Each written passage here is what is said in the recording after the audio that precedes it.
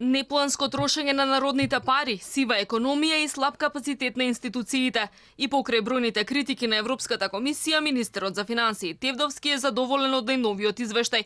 Тврди дека Европа ги забележала спроведените реформи, додека комисијата потенцира дека државата треба подобро да ги планира и троши народните пари, да ја зајакне внатрешната контрола и подобро да менаџира со институциите. Тевдовски смета дека владата станала финансиски потранспарентна. Европа бара поамбициозна финансиска консолидација, а министерот тврди дека фискалната стратегија со која предвидува јавниот долг да достигне 51,7% од БДП годинава и 52,3% во 2020-та е чекор напред во тој правец. Ние преземавме некои 15 големи мерки со кои што на различен начин го подобрувавме процесот од буџетско планирање, па потоа до извршување на буџетот, покажувавме направивме од граѓански буџет па се до обврска да се објавуваат договорите и анексите од јавни набавки на веб-сајтовите. Европската комисија го критикува и високото ниво на сива економија. Од управата за јавни приходи велат дека борбата против нелојалната конкуренција е континуиран процес,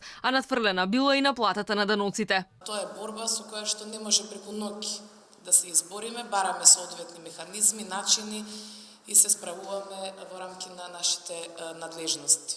Големо олеснување, риск evaluation системот кој што го имавме, каде што нема веќе субјективизам во делот на спроведувањето на контролите, туку станува збор за 70 критериуми, врз основа на кои потоа одиме во контрола кај конкретни даночни обврзници кои што се сметаат за високо ризични.